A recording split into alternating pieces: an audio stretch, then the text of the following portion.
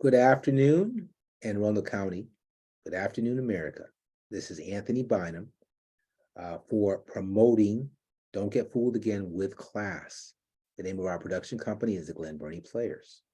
So we have a technical announcement before we get started with the show.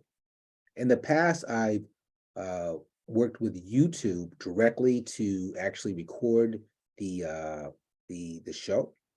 We're going to make a change to Zoom. YouTube is fantastic where they're not going anywhere. However, it's technically a little easier to get the message out to some of the different social media platforms through the Zoom product. So we're going to give them a try. As usual, the majority of our information comes through Wikipedia and other sources. The first part of the show, we always want to talk about someone in history who I admire. And there's a lot of folks out there, a lot of folks. But today we're going to talk about a Madam C.J. Walker. Now, there was a book that I read. I'm going to show you the picture. I read this book probably about 6 years ago. Hold on, is that a pretty good picture? Can you kind of see? It's called The Black Rose. Now, I borrowed this book from my sister Susan, so I had to send it back. It's a great book, though. It was a great read. The book that I read was based on the research of Alex Haley, the famous Alex Haley. The person who actually wrote the book was the name's a little difficult to read, Hanan Rive Do, I think it's Do as in D-U-E. But it's a composite book. It's a composite book because Madam C.J. Walker did not write her own book. So because of that, she left it for others to tell her story. As a matter of fact, years and years later, maybe about 10 years ago, after I had read this book, so maybe I read it earlier than I said, I actually saw her great-granddaughter, a woman named Aaliyah Bundles, who wrote a book about her great-great-grandmother. The book was called On Her Own Ground, yes, Life and Time Ground. So we're going to spend a little bit of time on this because she's a very accomplished woman. Let's go start with the fundamentals. Now, Madam C.J. Walker was actually born Sarah Reed Love, okay? She was born December 23rd, 1867, so the Civil War was over. She died 5/25/1919. She is credited as being the first self-made female millionaire in America. There's some others who have made other names been made for that, but it's based on perhaps accounting. I'm not sure. She's given credit for that through the Guinness World Book of Records. She was a philanthropist, an entrepreneur. Now, she was born in the Delta 5th Military District in Louisiana. So federal troops were still down in Louisiana at that time. She's the founder of the Madam C.J. Walker Manufacturing Company. She had just one daughter, and Aaliyah Walker. So that Aaliyah kind of stayed in the family, the name. Excuse me, just 1 second. Get a quick drink of water here.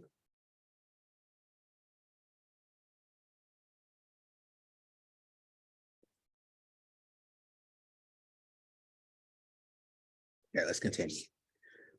Okay, so let's kind of go through the timeline a little bit. In 1888, she moves with her daughter to St. Louis. So she had already had a marriage. She has 3 brothers. They all live in St. Louis. So she moves to be closer to them. She finds work as a laundress.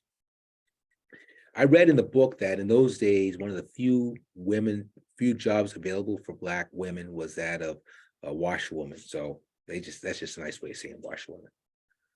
Now, she suffers from severe dandruff for many, many years. And so, as with many great innovations in business, they come out of a basic needs. Initially, she learned about hair care from her brothers because they were all barbers. So they knew something about cutting hair and treating the scalp, etc. 1904, so we're down the road a little ways, right? 1904, the World Fair comes to St. Louis. She gets work with Annie Malone of the who is an African-American hair care entrepreneur also. And she owns a company called Perot. She works hard and she begins to innovate on her own. At 37, so she's lived a long time, she moves with her daughter to Denver to continue to sell the product for Perot, and is slowly but surely trying to develop her own product. She thinks she can make a go of it. Unfortunately, she's accused of stealing the formula, which essentially was petroleum and sulfur. So I'm going to segue right now real quick here. In the book that I read, the sulfur, which is the main ingredient in killing dandruff, I think they still use it or some sort of extract of it now.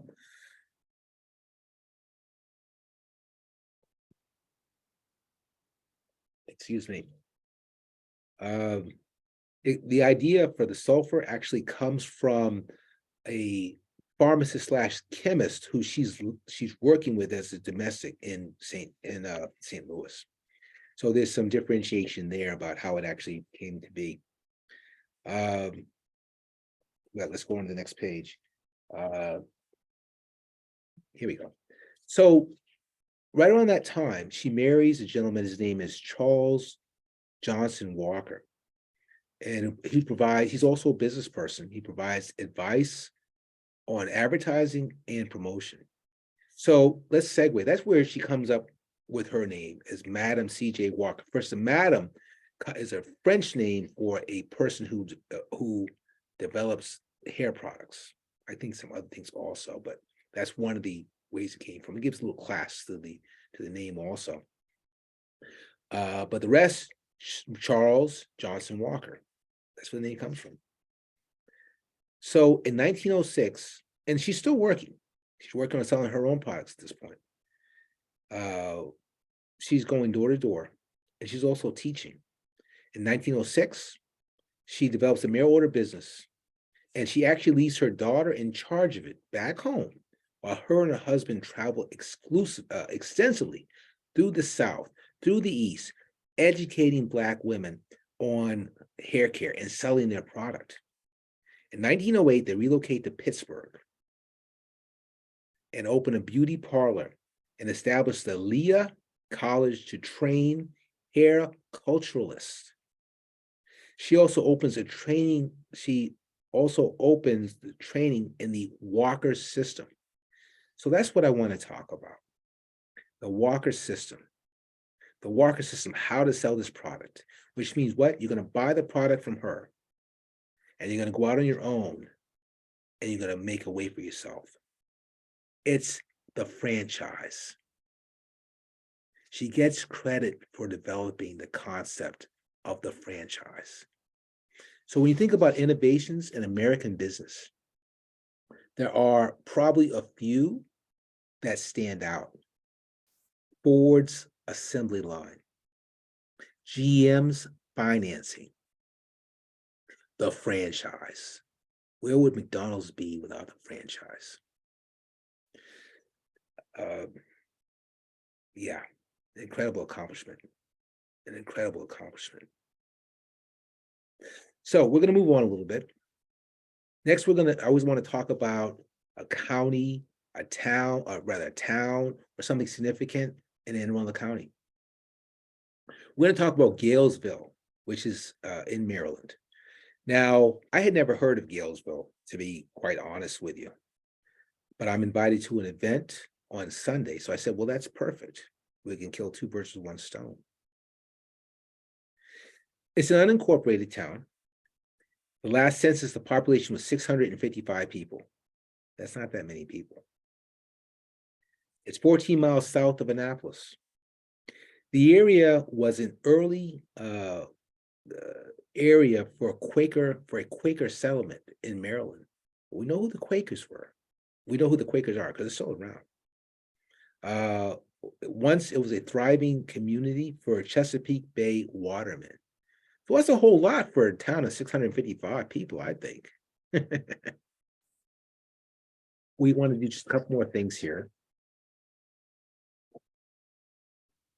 I talk of research a speech, a poem, something along those lines. Last week, it was George Herbert Walker Bush's concession speech, the 1992 election.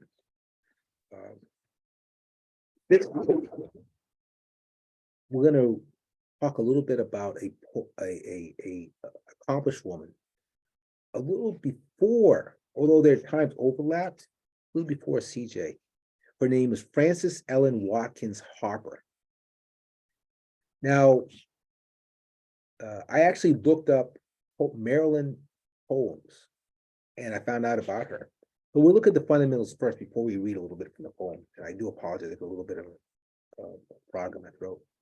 She was born in 1825 during slavery. She died in 1911. So she survived the cataclysm of slavery. The poem that I'm going to read is called Bury Me in a Free Land. I had never heard this before.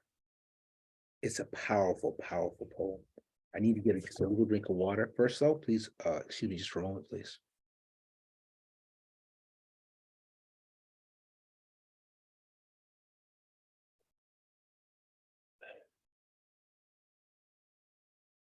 Okay. Make me a grave wherever you will, in a lowly plain or a lofty hill. Make it among earth's humblest graves, but not in a land where men are slaves. I could not rest if around my grave I heard the steps of a trembling slave.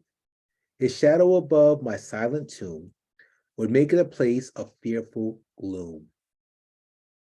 I could not rest if I heard the tread of a golfer's gang to a shambles led, and a mother's shriek in wild despair rise like a curse on the trembling air. I could not sleep if I saw the lash drinking her blood at each fearful gash. I saw her babes, and I saw her babes torn from her breasts like trembling doves from a parrot's nest. I shuddered and start if I heard the bay of bloodhounds seizing their human prey. I heard the captive plead in vain as they bound of flesh his galling chain. If I saw young girls from their mother's arms, battered and sold for their youthful charms, my eye would flash with a mournful flame, my death-pale cheek grow red with shame. I would sleep, dear friends, where bloated might can rob no man of his dreaded right. My rest shall be calm in any grave, where none can call his brother a slave. I ask no monument proud and high to arrest the gaze of passers-by. All that my yearning spirit craves is bury me not in a land of slaves. That's so powerful. That's so powerful. So, there's one thing left to do. Recently, I've been catching up a little bit on things that have happened in my past, and one of the shows that I grew up with and always enjoyed was a show called Kung Fu. It was a classic story of the outsider who was misunderstood, but really meant no harm. And in the end, his skills were always used in the pursuit of justice. The show, the main character in the show was a guy named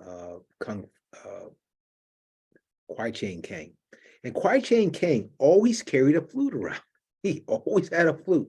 And he always played it. Found somewhere in the show to work it in. He was actually pretty good. So I've been working with this a little bit myself.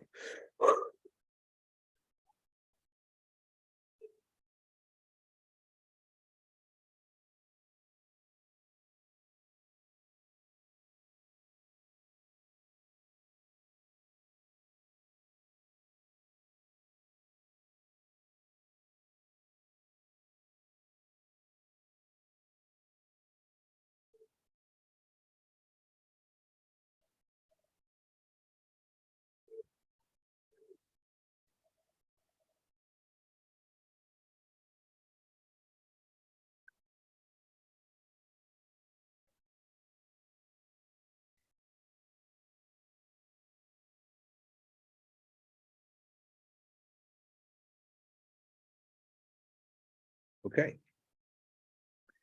Well, that concludes our show. Remember, though, if you have not seen episode 5,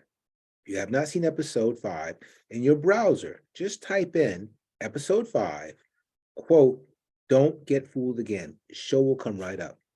I've completed the rundown for episode 6 after I returned from the Easter break. Then we'll get that out to pre-production, for post-production rather. So in either case, this has been Anthony Bynum for promoting Don't Get Fooled Again with Class. Thank you all very much.